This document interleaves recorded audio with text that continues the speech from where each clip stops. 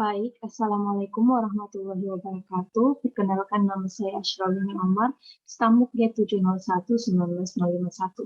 Baik, di sini saya akan menjelaskan tentang praktikum biofarmaseutika, yaitu percobaan 1 dan 2, mengenai uji disolusi terbanding atau yang disingkat dengan UDT. Nah, sebelum kita masuk ke pembahasannya, kita harus mengetahui dulu apa yang dimaksud dengan disolusi. Nah, dalam proses farmakokinetik ada yang disebut dengan ADME. Nah, sebelum obat mengalami ADME atau terabsorpsi, maka obat akan mengalami yang namanya proses disolusi.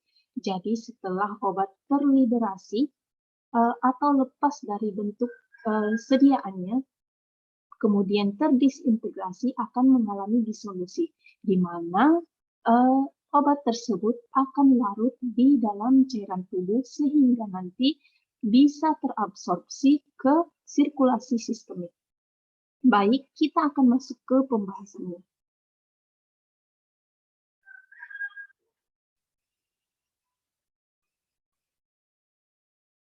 Yang pertama, yaitu definisi. Uji disolusi terbanding merupakan pengujian yang dapat digunakan untuk memastikan ekivalensi dan sifat-sifat produk obat. Uji disolusi terbanding dilakukan dalam media disolusi dengan pH yang disesuaikan dengan kondisi in vivo. Nah, sebelumnya saya akan menjelaskan mengenai ekivalensi farmaseutik. Nah, ekivalensi farmaseutik itu merupakan dua produk yang mengandung zat aktif yang sama dalam jumlah yang sama dan bentuk sediaan yang sama. Nah, misalnya ada produk A dan produk B. Misal produk A merupakan generik, kemudian B merupakan produk generik bermerek. Misalnya kayak paracetamol, kemudian ada produk B-nya Sanmol. Nah, jadi keduanya memiliki kandungan zat aktif yang sama, yaitu 500 mg PCP paracetamol, kemudian bentuk sediaannya juga sama, yaitu tablet. Nah, terus ada yang namanya bioekivalensi, yang artinya dua produk yang pada pemberian dengan dosis molar yang sama akan menghasilkan bioavailabilitas yang sebanding sehingga efeknya sama dalam hal efikasi dan keamanan. Nah, apa itu bioavailabilitas? Bioavailabilitas itu merupakan kondisi di mana zat aktif dari suatu produk obat mencapai sirkulasi sistemik setelah pemberian obat tersebut. Selanjutnya, kita akan masuk ke tujuan dan syarat dari UDT. Nah, tujuan dari UDT itu, UDT ini kan merupakan salah satu evaluasi tablet.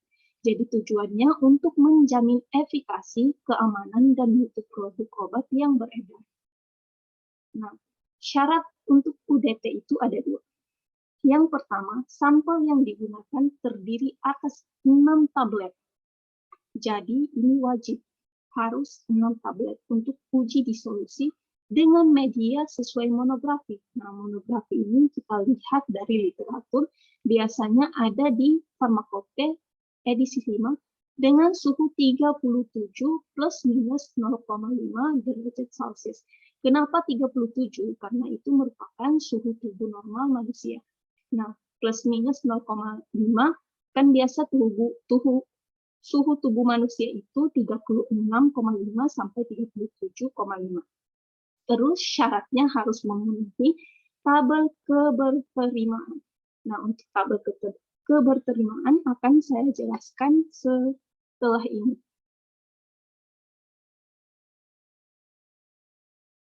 Terus kita masuk ke mekanisme kerja alat dissolution tester.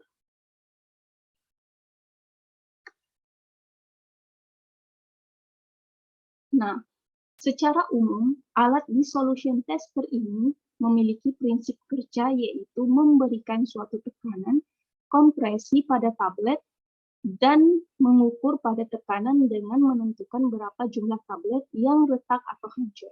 Nah, seperti yang kita lihat di sebelah sini, ini merupakan alat dissolution tester. Nah, di sini ada pedalnya, ada bejananya, dan biasanya metodenya itu ada dua yang sering digunakan, ada metode basket dan ada metode dayung. Kalau yang di foto ini metode dayung. Nah, perbedaannya biasanya kalau metode dayung, obatnya itu berada di dasar bejana, di dasar ini. Dan kalau metode basket biasanya pedalnya itu ada basket atau keranjang di mana nanti obatnya akan dimasukkan.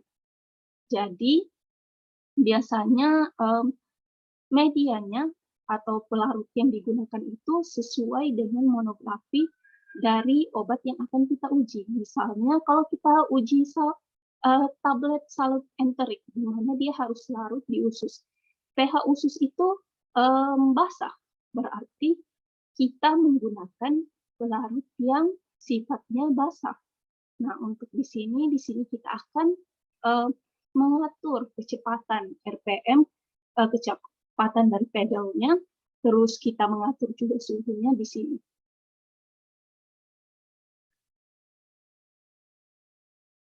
Selanjutnya kita masuk ke monografi obat, yaitu variabel pengujian dan analisis.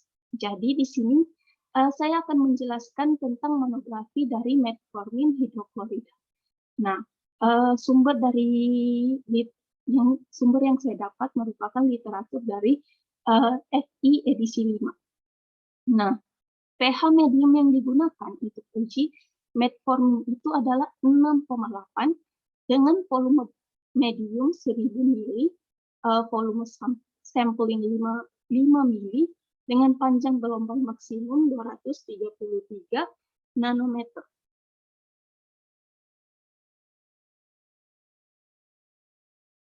Nah, selanjutnya kita akan masuk ke syarat keberterimaan.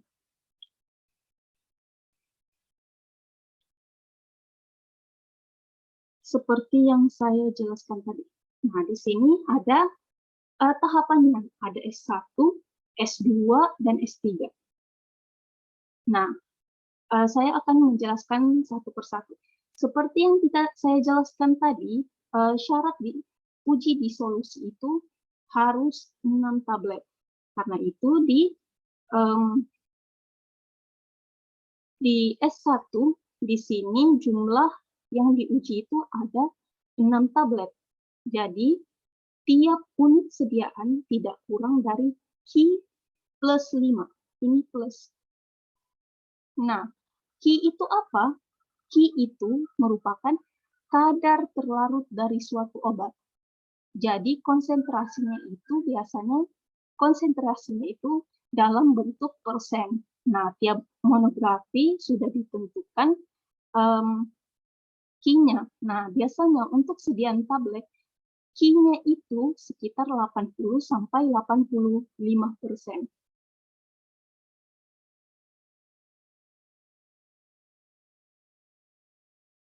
Nah, untuk mengetahui kadar terlarut dari suatu obat itu, biasanya untuk penelitian digunakan menit ke-45, kecuali dinyatakan lain apabila tablet atau sediaan khusus, misalnya tablet salut enterik. Nilai Q-nya juga dinyatakan lain. Baik, kita akan masuk ke tahap S1. Nah, S1 di sini syaratnya Q plus 5%.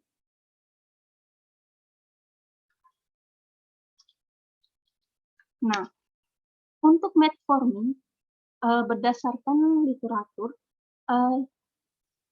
nilai Q-nya itu adalah 80. Jadi, 80 plus 5% sama dengan 85. Misalkan kita kan mengambil 6 tablet. Jadi, misalkan datanya itu 84, 85,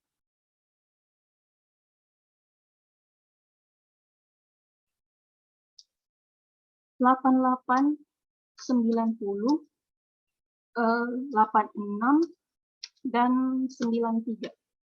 Nah, di sini kan syaratnya itu harus 85%. Jika kita melihat ke 6 data yang kita punya, ada satu data yang di bawah 84%. Berarti obat yang akan kita uji tidak memenuhi syarat S1. Jika tidak memenuhi syarat S1, maka kita akan masuk ke yang namanya S2. Nah, S2 itu apa? Rata-rata dari 12 unit. Kenapa 12 unit? Karena dari uji pertama kita mengambil 6 unit, 6 sampel uji, ditambah lagi di S2 6 sampel uji. Adalah sama dengan atau lebih besar dari Q, dan tidak satu unit pun yang lebih kecil dari Q kurang 15. Q kurang 15.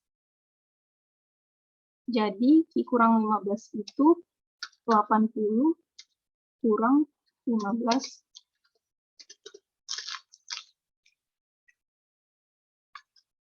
sama dengan 65.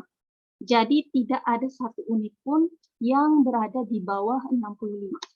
Misalkan datanya kita 6 data lagi itu 70, 65, 66, 80, 90, 75.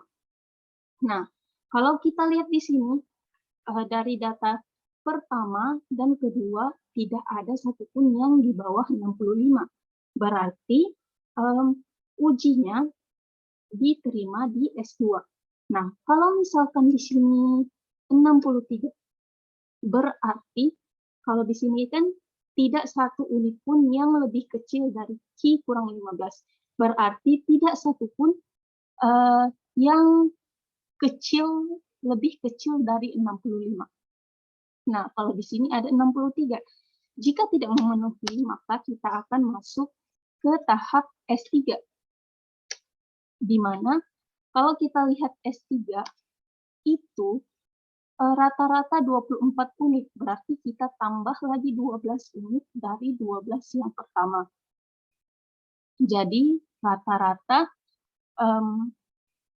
dari 24 unit adalah sama dengan atau lebih dari Q, tidak lebih dari 2 unit yang lebih kecil dari Q kurang 15%, dan tidak satupun unit yang lebih kecil dari Q kurang 15. Jadi Q kurang 25 sama dengan 80 kurang 25. Berarti 55. Dan di sini kalau kita baca tidak lebih dari 2 unit. Berarti tidak boleh ada lebih dari 2 unit yang lebih kecil dari Q kurang 15. Berarti Q kurang 15 ini. Jadi lebih kecil dari 65. Misalkan kita tambah lagi data. 12 data, 70, 79, 89, 90, 65, 67, 77, 98, 78, 88, 64. Nah, kalau kita lihat di sini, tidak ada data yang di bawah 55 dan tidak lebih dari 2 yang di bawah 65. Ini cuma ada 2, 63 dan 64. Berarti cuma 2 unit yang di bawah 65. Berarti dia diterima di uji S3. Nah, kalau misal ini juga 62. Berarti dia tidak dapat diterima di uji S3. Jika di dalam ketiga uji tidak dapat diterima, berarti ujinya itu tidak lulus QC, berarti tidak dapat diterima sama sekali. Kalau misal di sini ada data 54, berarti itu juga tidak dapat diterima karena harus 55 dengan tidak boleh ada lebih dari 2 unit yang kurang dari 65. Baik, itu tadi penjelasan tentang keberterimaan uji disolusi.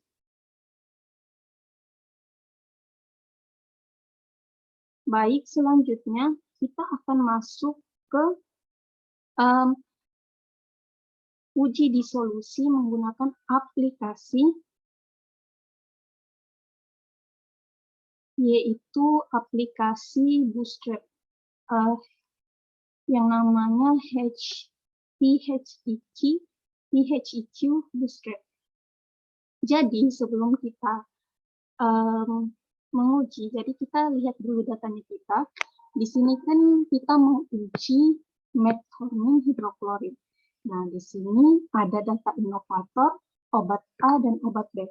Jadi, inovator itu merupakan obat yang ada sebelumnya atau cuma zat aktifnya. Sedangkan obat A itu dan obat B merupakan obat yang telah mengalami formulasi.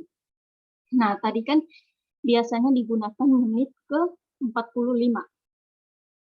Jadi di sini kita harus lihat dulu apakah dia sesuai kriteria S1 atau tidak. Nah, kalau yang kita lihat tadi kan metformin HCl itu dia Q-nya harus 80 plus 5, berarti 85.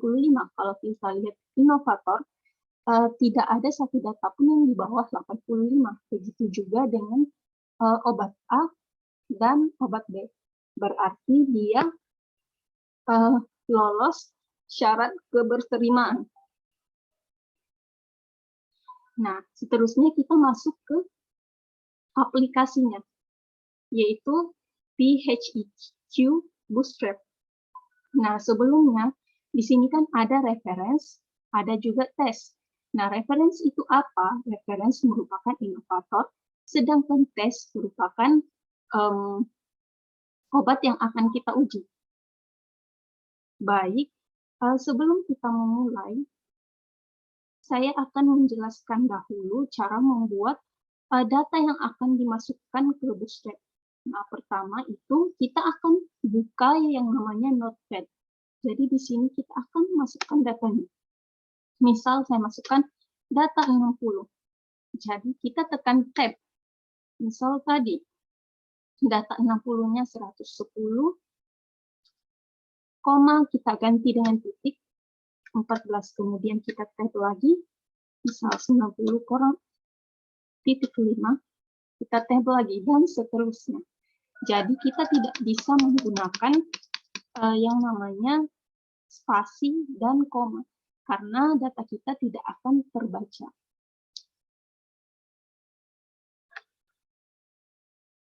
Dan selanjutnya, jika ingin menambah data, tinggal memencet Enter. Oke, baik. Kita akan kembali ke aplikasinya. Nah, di sini kita masukkan choose file reference dulu. File reference-nya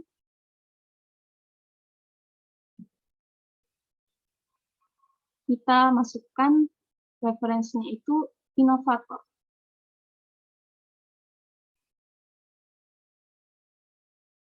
Kemudian tesnya itu pertama kita mau uji obat A dulu.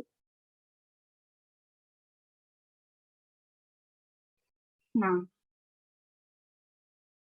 seterusnya di sini kan ada bootstrapping parameter. Nah, bootstrapping parameter itu di sini ada number of bootstrap. Jadi, number of goods rate itu merupakan data statistik untuk menguji data. Nah, dalam uji, artinya di sini kan ada 5.000. Berarti dalam uji ini akan dianalisis sebanyak 5.000 kali pembacaan. Nah, 5.000 ini merupakan standar dari aplikasinya.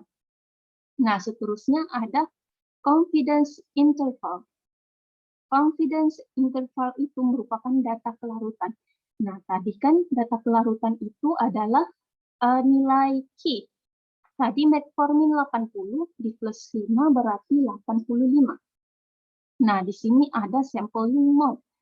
Ada individual value dan whole factor. Bedanya, individual value itu kita akan mendapatkan datanya, hasil dari datanya. Sedangkan kalau whole factor, kita mendapatkan nilai datanya dan grafiknya. Dan biasanya standarnya menggunakan whole factor. Nah, seterusnya di sini ada no auto, one profile, dan two profile.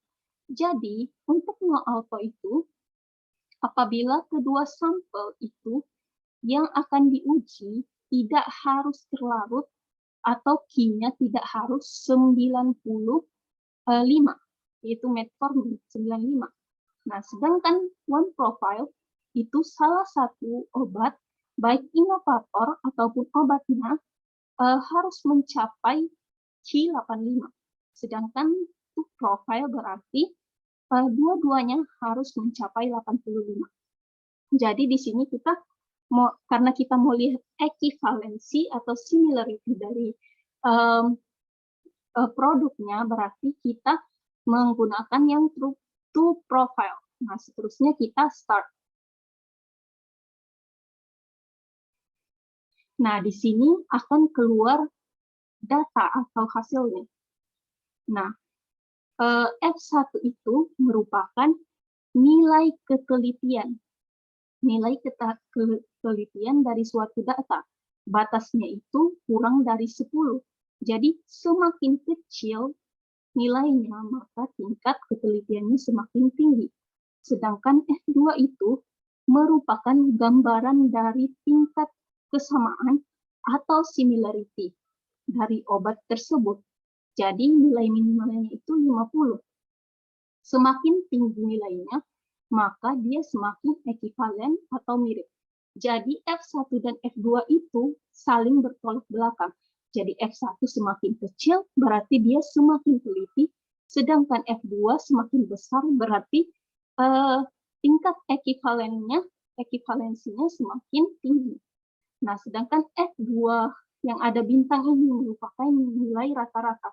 Dan biasanya yang kita lihat itu cuma F2. F1 ini tidak terlalu berpengaruh. Nah, setelah itu, kita bisa lihat grafiknya dengan memencet ini untuk melihat ekivalen dari obatnya. Kalau kita lihat di sini, yang biru itu merupakan inovator, sedangkan yang hitam itu merupakan obatnya. Jadi, kalau kita lihat di sini, grafiknya sangat berbeda jauh, yang artinya dia tidak ekivalen. Berikutnya, kita akan coba obat B.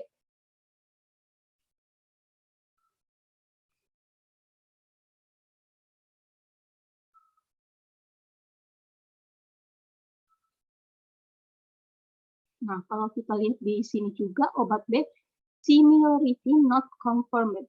Di sini juga F2-nya 44,40.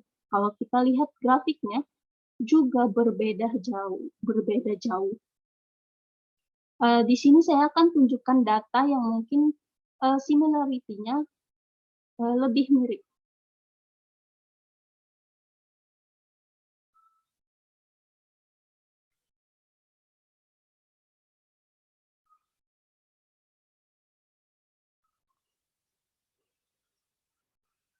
Nah, kalau di sini kan F-nya lebih dari 50. Dan kita lihat grafiknya juga bentuknya sama antara inovator dan obatnya. Jadi, biasanya semakin similar obat itu, bentuknya semakin sama, dan biasanya dia grafiknya semakin berdekatan.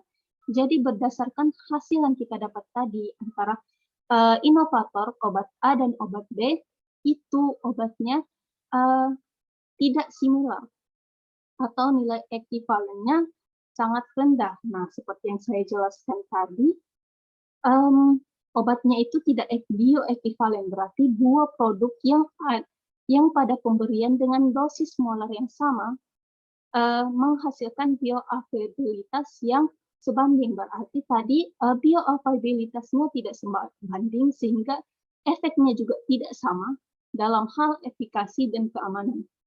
Nah, seperti hasilnya tadi, kenapa bisa begitu? Karena itu berarti obat A dan obat B mengalami formulasi yang jauh berbeda dari referensinya.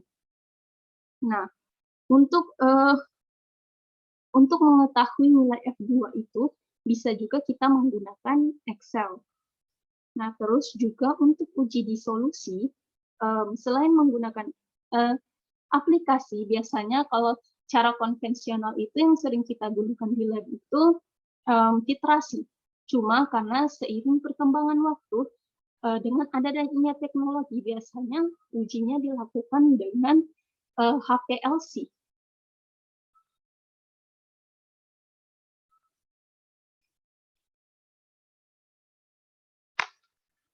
Baik, mungkin itu saja penjelasan dari saya mengenai uji disolusi terbanding. Assalamualaikum warahmatullahi wabarakatuh, dan terima kasih jika ada kesalahan, mohon dimaafkan.